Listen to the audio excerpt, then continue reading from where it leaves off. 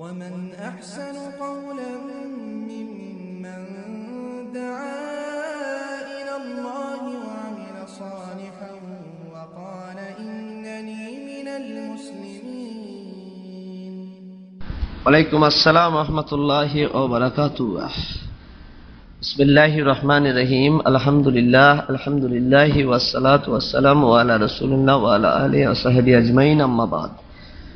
সম্মানিত এক ভাই জানতে চেয়েছেন যে আপনি প্রশ্ন করেছেন এবং অনেক কটা মন্তব্য করেছেন। প্রথম প্রশ্ন ছিল যে আমরা কোন মাযহাবের অনুসারী। দ্বিতীয় প্রশ্ন হলো যে আমাদেরকে সালাফি বলা হয় বা হানাফি বলা হয় বা ওয়াহাবি বলা হয়, এর কারণটা কি? এবং আমরা যদি রাসূলুল্লাহ সাল্লাল্লাহু আলাইহি ওয়াসাল্লামের সহিহ হাদিসকে মানি, তাহলে আমাদেরকে এই ধরনের কথা বলা হয়, আসলে কোনটা ঠিক, আমরা কোন দিকে পরিচালিত হব?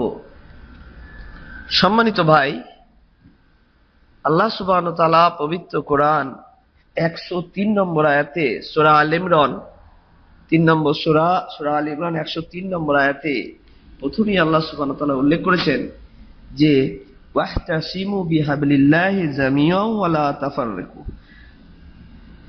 অর্থাৎ তোমরা আল্লাহর রস্সিকে শক্ত করে ধরো, তোমরা বিভিন্ন ওয়া লা তাফাররাকু মানে তোমরা বিচ্ছিন্ন হইও না। এই আল্লাহর রজ্জু, আল্লাহর এই রস্সি, এটা কোনটা? এটা হচ্ছে পবিত্র কোরআন এবং নবীজির সহিহ হাদিস। আল্লাহ সুবহানাহু ওয়া তাআলা বললেন তোমরা আল্লাহর রজ্জু অর্থাৎ এটাকে শক্ত করে ধরো। সকলের উদ্দেশ্যে আল্লাহ সুবহানাহু ওয়া তাআলা বললেন তাহলে তোমরা বিভক্ত হইও না। আর আল্লাহ সুবহানাহু ওয়া তাআলা এরপরেও সূরা আনাম 159 নম্বর আয়াতে বলেছেন যে হে নবী, আপনার সঙ্গে তাদের কোনো সম্পর্ক নেই যারা দ্বীনকে বিভিন্নভাবে দ্বিখণ্ডিত করেছে, তাদের সাথে আপনার কোনো সম্পর্ক নেই। কিয়ামতের দিন তাদের কার্যকলাপের জন্য আল্লাহ সুবহানাহু ওয়া তাআলা তাদেরকে শাস্তি প্রদান করবেন। আমরা নিজেদের মধ্যে দলাদলি করে নিজেদের মধ্যে এক একটা গোত্র বানিয়ে এই নাম দেওয়া, এটা ইসলামে জায়েজ নয়, এটা সম্পূর্ণ নিষিদ্ধ এবং হারাম। আল্লাহ সুবহানাহু ওয়া তাআলা পবিত্র কোরআনের একাধিক জায়গায় বলেছেন তোমরা নিজেদের পরিচয় দাও মুসলিম বলে।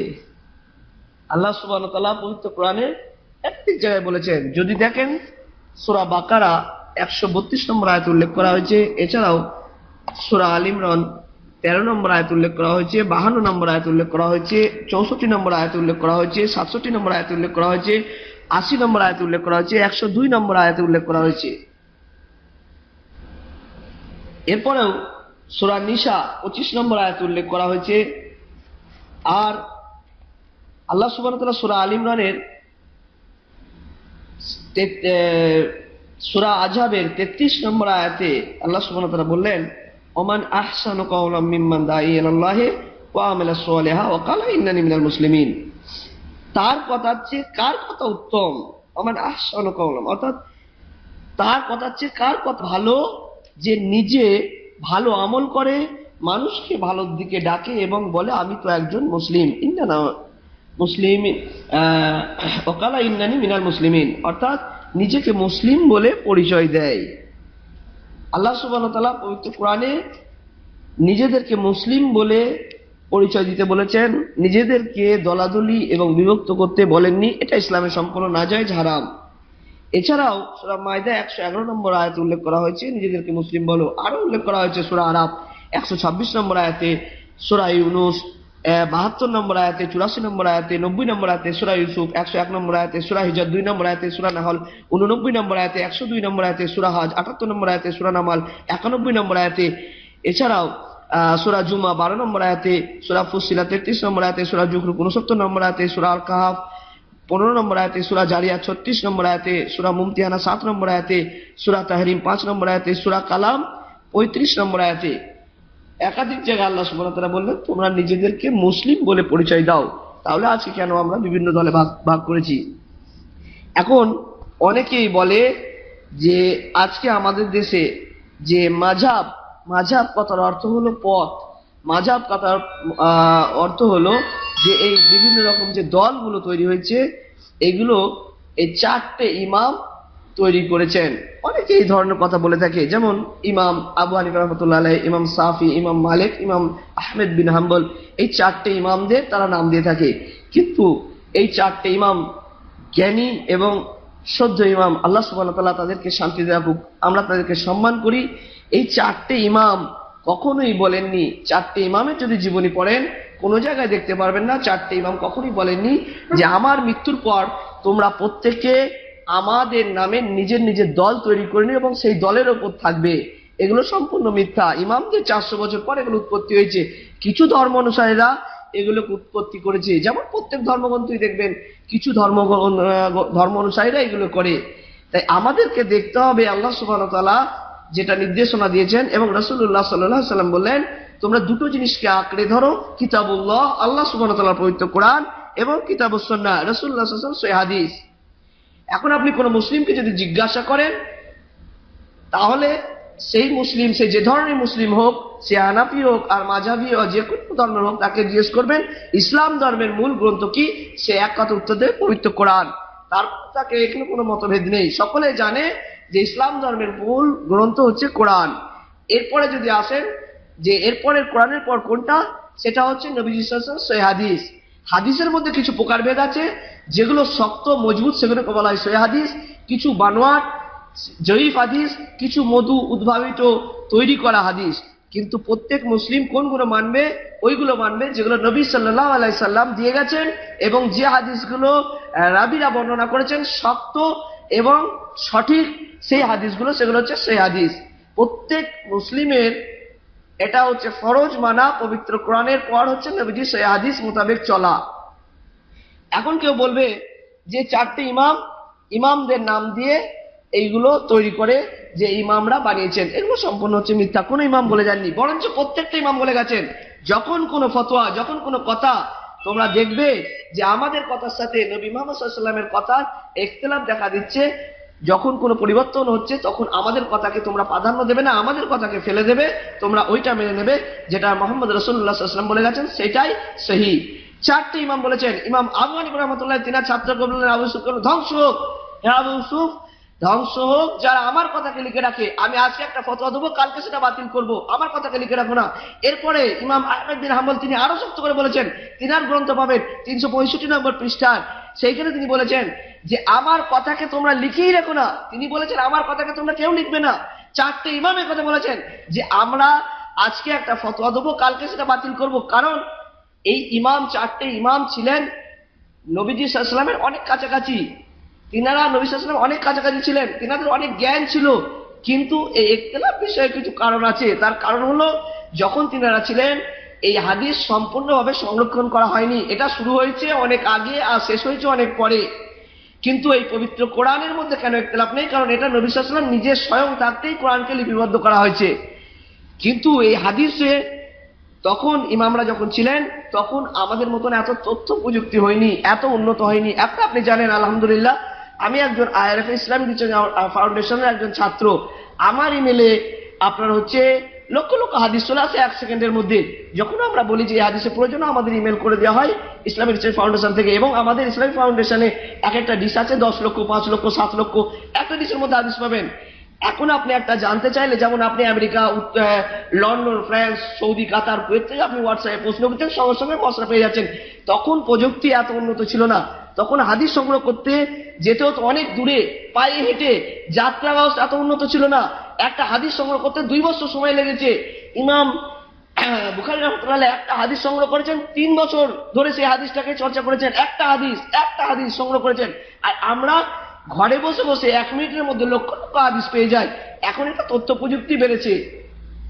তো এখন এটাকে নিয়ে মানুষ এতটাই বাড়াবাড়ি করেছে যে দেখেন অনেক ফতোয়ার মধ্যে ইমামদের মধ্যে ভুল থাকতে পারে।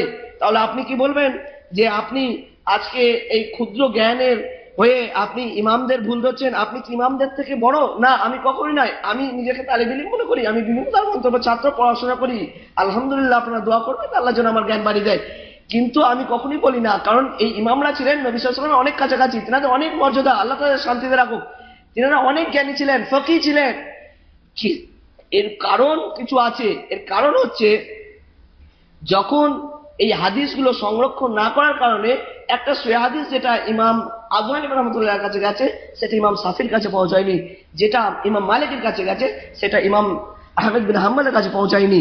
এইভাবে তিনাদের কাছে যেগুলো কথাগুলো ছিল সেই অনুমানে তেনারা ফতোয়া দিয়েছিলেন।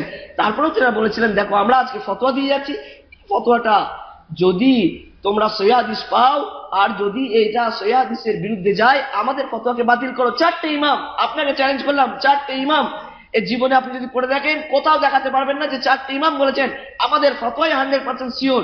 কারণ তেনারা জানতেন যে হাদিসকে সংরক্ষণ করা নিয়ে আমাদের ফতোয়ার মধ্যে ভুল থাকতে পারে। 4টে ইমাম বলে গেছেন। কিন্তু দুর্ভাগ্য, আজকে ইমামদের পরে 400-500 বছর পরে কিছু ধর্ম অনুসারীরা এসে তারা এতটাই প্রাধান্য দিয়েছে ইমামকে যে নবীজি সাল্লাল্লাহু আলাইহি ওয়াসাল্লামের উপরে নিয়ে গেছে, এটা হারাম, শিরকের অন্তর্ভুক্ত। তারা রাসূলুল্লাহ সাল্লাল্লাহু আলাইহি ওয়াসাল্লামের কথাকে বাতিল করে অন্ধভাবে ইমামদেরকে করেছে। যেমন আপনি বলবেন যে ইতিহাসের সব থেকে জ্ঞানী হচ্ছেন বৈজ্ঞানিকের যদি নাম শোনেন স্যার আইজ্যাক নিউটন। আপনি জানেন sir Isaac Newton the Newton of the world একটা কিতাব আছে, সেইখানে দেখবেন 185 পেজের মধ্যে স্যার আইজ্যাক নিউটন ভুল করেছিলেন, তিনার 134টা ভুল ছিল। পরে স্যার স্টিভেনসন এই নিউটনের এই সূত্রগুলোকে ভুল করে দেন, সঠিক করে দেন। তাহলে এখন বর্তমান সময়ে একটা সায়েন্সের ছেলে সে যদি ভালো জ্ঞান অর্জন করে সে এখন নিউটনের থেকে অনেক জ্ঞান অর্জন করতে পারে, কিন্তু নিউটনের সমতুল্য হতে পারে না।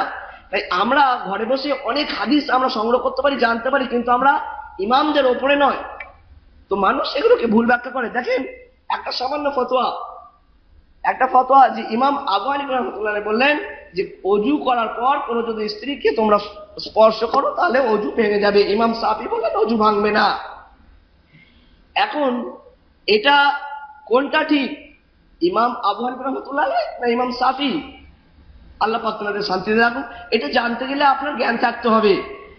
এখানে আরবির শব্দর ব্যাকরণটা আপনাকে দেখতে হবে। এক একটা আরবি শব্দ অনেক কটা মানে হয়। যেমন এই অজু সম্পর্কে পবিত্র কোরআনের সূরা মাইদা 6 নম্বর আয়াতে আল্লাহ সুবহানাহু ওয়া তাআলা উল্লেখ করেছেন, হে মুমিনগণ তোমরা যখন নামাজের জন্য যাবে প্রস্তুত হবে, মুখমণ্ডল ধোবে, হাতের কোণা পর্যন্ত ধোবে, পানি দিয়ে মাথাকে মাসাহ করবে, তারপর তোমরা পায়ের গোড়ালি পর্যন্ত ধোবে। এখানে মাসা শব্দটা এসেছে। মাসা শব্দটার উৎপত্তি হচ্ছে লিমাস। এই মাসা আরবি শব্দ যদি দেখেন এটা দুটো অর্থ হয়, একটা হচ্ছে শারীরিক স্পর্শ আর একটা হচ্ছে স্ত্রী সহবাস। আপনারা জানেন যে শারীরিক স্পর্শ করলে সন্তান সম্ভব হয় না, তার সাথে সহবাস করতে হয়।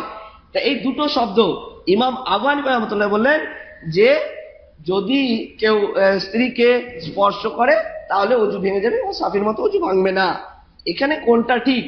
এখানে যদি দেখেন যে সূরা ইমরান 47 নম্বর আয়াতে উল্লেখ করা হয়েছে, মরিয়ম আলাইহিস সালাম বললেন যখন আল্লাহ সুবহানাহু ওয়া তাআলা তাকে সুসংবাদ দিলেন যে আপনার একটা পুত্র সন্তান হবে, তিনি তখন বললেন আমাকে যখন কোনো পুরুষ স্পর্শ করেনি তখন আমার সন্তান কিভাবে হবে। এখানে কথাটা এসেছে স্পর্শ। এখানে জানবেন এই স্পর্শর কথাটা কোরআনের ব্যাখ্যা হচ্ছে স্পর্শ মানে শারীরিক সম্পর্ক, অর্থাৎ শারীরিকভাবে স্পর্শ না, এটা হচ্ছে সহবাস। কারণ শারীরিকভাবে স্পর্শ করলে সন্তান হয় না, সহবাস করে সন্তান হয়। এরপরে যদি দেখেন সেই মুসলিমের হাদিস, রাসূলুল্লাহ সাল্লাল্লাহু আলাইহি ওয়াসাল্লাম বললেন, এটা পবিত্র অধ্যায়ে পাবেন 475 নম্বর হাদিস, সেখানেও বলা হয়েছে যে এক সময় রাসূলুল্লাহ সাল্লাল্লাহু আলাইহি ওয়াসাল্লাম সালাত আদায় করছিলেন আর আয়েশা রাদিয়াল্লাহু আনহার পাটা সামনে চলে আসতো, রাসূলুল্লাহ সাল্লাল্লাহু আলাইহি ওয়াসাল্লাম হাত দিয়ে সেই পাটাকে সরিয়ে দিয়ে আবার সেজদা দিতেন। এখানে রাসূলুল্লাহ নামাজ অবস্থায় স্পর্শ করছেন, শারীরিক স্পর্শ, অজু ভাঙে না। তাই ইমাম আবু হানিফা রাহমাতুল্লাহ তিনি এই শব্দটা করেছেন স্ত্রী সহবাস, ফতোয়া দিয়েছেন অজু ভেঙে যাবে। ইমাম শাফি এটা করেছেন যে শারীরিক স্পর্শ, তিনি সহিহ মুসলিমের হাদিসে নিয়েছেন। দুজনে ঠিক, এখানে দুজনে ঠিক। এখানে আপনাকে জানতে গেলে আপনাকে জ্ঞান থাকতে হবে, কিন্তু কখনোই যে ভুল বলেছেন এটা বলা যাবে না। দুজন দুটো মানে নিয়ে তিনারা এটাকে ব্যাখ্যা করেছেন। তো এইভাবে অনেক কিছু ইসলামের ব্যাপারে যেগুলো ফতোয়া এসেছে, হতে পারে ইমাম আবু হানিফা রাহমাতুল্লাহ আলাইহি এমন একটা ফতোয়া দিলেন তিনি তখন জানতেন না, পরে যদি সে হাদিস এলো তখন জানলেন যে এটা ঠিক। যেমন ইমাম আহমেদ বিন হাম্বল একটা হাদিস এনেছেন যে পরে জানলেন যে রাসূলুল্লাহ সাল্লাল্লাহু আলাইহি সাল্লাম এই অজু করার পর আবার আপনি এই অজুর যে দোয়াটা পড়েন এটা হচ্ছে মুস্তাহাব, এটা হচ্ছে সুন্নাহ বলা যায়। তো অনেকে বলেছেন যে রাসূলুল্লাহ সাল্লাল্লাহু আলাইহি ওয়াসাল্লাম এটা করতেন না। প্রথমে ইমাম আহমেদ বিন হাম্বল বলেছেন না এটা করার প্রয়োজন নেই, পরে তিনি যখন জানলেন যে এটা করা যায়, তিনি আবার তখন পরিবর্তন করলেন, বলেন না এটা করা হচ্ছে মুস্তাহাব। এইভাবে অনেক ইখতিলাফ বিষয় অনেক কিছু এসেছে। তার কারণই হলো যে একটা হাদিস সম্পূর্ণরূপে সংরক্ষণ করা সম্ভব হয়নি, আর এই হাদিস সংরক্ষণ করা না কারণে তেনারা যেটুকুনো জ্ঞান ছিলেন সেই জ্ঞান থেকে তেনারা বিবেক বুদ্ধি দিয়ে তেনারা ফতোয়া দিয়েছিলেন। তাই বলেছিলেন যে আমাদের কথা যদি নবী এবং আল্লাহ সুবহানাহু ওয়া তাআলার কথার বিপক্ষে যায়, আমাদের কথা কোনো মূল্যহীন। আমাদের কথা তখনই হবে যদি আল্লাহ এবং আল্লাহ রসুলের কথার সাথে মিলে যায়, তখন তোমরা গ্রহণ করো। সেটাই আমাদের মাযহাব। 4টি ইমামের কথা বলেছেন। আর আল্লাহ সুবহানাহু ওয়া তাআলা পবিত্র কোরআনে বলেছেন আতিউল্লাহ ওয়া আতিউর রাসূল, তোমরা আল্লাহ এবং আল্লাহ রসুলকে অনুসরণ করো, আর কাউকে অনুসরণ করো না। এটা আছে পবিত্র কোরআন, দেখতে পারেন সূরা নিসা 13 নম্বর আয়াত, 59 নম্বর আয়াত, সূরা তাগাবুন 12 নম্বর আয়াত, সূরা মুজদিলা 13 নম্বর আয়াত, সূরা আনফালে উল্লেখ করা আছে 1 নম্বর আয়াত, 20 নম্বর আয়াত, 46 নম্বর আয়াত, সূরা মাইদা 92 নম্বর আয়াত, সূরা নূর 52 নম্বর আয়াত, 54 নম্বর আয়াত, সূরা মুহাম্মদ 33 নম্বর আয়াত, সূরা আল ইমরান 32 নম্বর আয়াত, 132 নম্বর আয়াত, 103 নম্বর আয়াত, সূরা ফাতিহা 17 নম্বর আয়াত। আতিউল্লাহ ওয়া আতিউর রাসূল, আল্লাহ এবং আল্লাহ রসুলকে অনুসরণ করো, অন্য কাউকে অনুসরণ করো না। তাই আমরা বলবো যে আপনি কোনো ধর্মগ্রন্থে জানতে গেলে আপনি কোন ইমামকে বা আমাদেরকে বা কাউকে অনুসরণ করবেন না, আপনি অনুসরণ করবেন নবী মুহাম্মদ সাল্লাল্লাহু আলাইহি ওয়াসাল্লামকে। আর একটা কথা জানবেন যে ইসলামের ইবাদতের মৌলিক নীতি হলো দুটো। একটা হচ্ছে আল্লাহ সুবহানাহু ওয়া তাআলার জন্য ইবাদত, আর ইবাদতটা হতে হবে নবী মুহাম্মদ সাল্লাল্লাহু আলাইহি ওয়াসাল্লাম যেভাবে দেখিয়েছেন। এই দুটোর বাদ দিয়ে আপনি যদি করতে চান সেটা ইবাদত বলে আল্লাহ সুবহানাহু ওয়া তাআলার কাছে গ্রহণ হবে না। যদি আল্লাহর কোরআনের কথাকে মেনে নেন আর যদি নবীজির সহিহ হাদিস মোতাবেক আমল না করেন, সেটাও আপনার কাছে গ্রহণযোগ্য হবে না, এটাও বাতিল। কারণ আল্লাহ সুবহানাহু ওয়া তাআলা পবিত্র কোরআনে একাধিক জায়গায় বলেছেন আতিউল্লাহ ওয়া আতিউর রাসূল, তোমরা আল্লাহ এবং আল্লাহর রাসূলকে অনুসরণ করো। এরপরে একটা হাদিস আছে নবীজির, এটা হাদিস সহিহ তিরমিজিতে উল্লেখ করা আছে, কিতাবুল ঈমান 2641 নম্বর হাদিস। রাসূলুল্লাহ সাল্লাল্লাহু আলাইহি ওয়াসাল্লাম বলেন বনী ইসরাঈলরা 72 দলে বিভক্ত হয়েছিল, আমার উম্মত 73 দলে বিভক্ত হবে। তিনি ভবিষ্যৎবাণী বলেছেন, তিনি কখনোই বলেননি বিভক্ত হতে হবে, দলাদলি করতে হবে। তিনি বলেছেন হতে পারে তার মধ্যে কোন দলটি জান্নাতি। রাসূলুল্লাহ সাল্লাল্লাহু আলাইহি ওয়াসাল্লাম বলেন আমি এবং আমার সাহাবায়ে কেরামদের উপর যারা থাকবে তারাই হচ্ছে জান্নাতি, তারাই সুসংবাদদাতা। কিন্তু রাসূলুল্লাহ সাল্লাল্লাহু আলাইহি ওয়াসাল্লাম এখানে বলে দেননি কোন দলটা, নাম দেননি। কিন্তু আজকে বর্তমান সমাজে হানাফি, মাযহাবি, বিভিন্ন রকম সালাফি বা বিভিন্ন রকম দল তৈরি করা হচ্ছে। তবে এটা জানবেন আহলে হাদিস এবং সালাফি এই দুটো হচ্ছে এরা পবিত্র কোরআন এবং সুন্নাহর কাছাকাছি আছে। সালাফি কথার অর্থ হচ্ছে সালাফ, এটা সহিহ মুসলিম উল্লেখ করা আছে। রাসূলুল্লাহ সাল্লাল্লাহু আলাইহি ওয়াসাল্লাম এক সময় আয়েশা ফাতিমা রাদিয়াল্লাহু আনহাকে বললেন যে আমি তোমার জন্য সালাফ অর্থাৎ পূর্ব অনুসারী। সালাফ কথার অর্থ হচ্ছে পূর্ব অনুসারী। সালাফ তাদেরকে বলা হয়, সালাফ থেকে সালাফি এসেছে, অর্থাৎ রাসূলুল্লাহ সাল্লাল্লাহু আলাইহি ওয়াসাল্লামের পর সাহাবায়ে কেরাম, তাবে তাবিঈন, ইমাম যারা সহিহ ভাবে চলেছিলেন, রাসূলুল্লাহ সাল্লাল্লাহু আলাইহি ওয়াসাল্লাম সুন্নাহকে আঁকড়ে চলেছিলেন, তাদেরকে যারা অনুসরণ করে তাদেরকে বলা হয় সালাফি। এইভাবে আমরা এটা এর নাম দেওয়া হয়েছে মানুষকে পরিচিত স্থান দিয়ে। এখন যদি আপনি মুসলিম বলেন, আপনি কোন ধরনের মুসলিম? আপনি শিয়া মুসলিম, কাদিয়ানী মুসলিম, হাম্বলি মুসলিম, সাফি মুসলিম। মুসলিমের মতো অনেক বিভক্ত হয়ে গেছে। মানুষকে সঠিক জ্ঞান দেওয়ার জন্য, মানুষকে সঠিক বস্তু চেনার জন্য একটা বিভিন্ন সমাজে দেখবেন প্রোডাক্টের নাম দেওয়া হয়, সেইভাবে এটা একটা দেওয়া হয়েছে যেটা সালাফি, মানে জানা যাবে হ্যাঁ এরা পবিত্র কোরআন এবং সুন্নাহর কাছাকাছি আছে। এই জন্যে তারপরে এমন কোন নয়, পবিত্র কোরআনে কোনো জায়গায় বলা হয়নি নিজেদেরকে সালাফি বলে পরিচিত হয়। পবিত্র কোরআনে একাধিক জায়গায় আল্লাহ সুবহানাহু ওয়া তাআলা উল্লেখ করেছেন তোমরা নিজেদেরকে মুসলিম বলে পরিচিত হয়। ইব্রাহিম আলাইহিস সালাম মুসলিম ছিলেন, তোমাদের পরিচয় হবে মুসলিম, আর কোনো নয়। তাই ইসলামে একাধিক ধর্মকে বিভক্ত করা ইসলামে হচ্ছে হারাম, আর আল্লাহ সুবহানাহু ওয়া তাআলা এটা নির্দেশনা নেই। আপনি যদি দেখেন শুধু ইসলাম নয়, অন্য ধর্মগ্রন্থেও আল্লাহ যেমন যদি দেখেন সনাতন ধর্মগ্রন্থ, সেখানেও ষষ্ঠ সম্পর্কে একত্ববাদের কথা বলা হয়েছে, তৌহিদের কথা বলা হয়েছে। যেমন তৌহিদ মানে হচ্ছে একাত্মবাদ, আল্লাহ সুবহানাহু ওয়া তাআলার সাথে কাউকে শরীক করা যাবে না, আল্লাহ একাত্মবাদের ভূমিকা। যেমন একটা মানুষের শরীর থেকে যদি আপনি প্রাণ নিয়ে নেন, সেই শরীরটা কোনো মূল্য নেই। আর ইবাদতের ক্ষেত্রে যদি আপনি তৌহিদ না থাকে, যদি আল্লাহর একাত্মবাদ না থাকে, সেই ইবাদতের কোনো গ্রহণযোগ্য হবে না।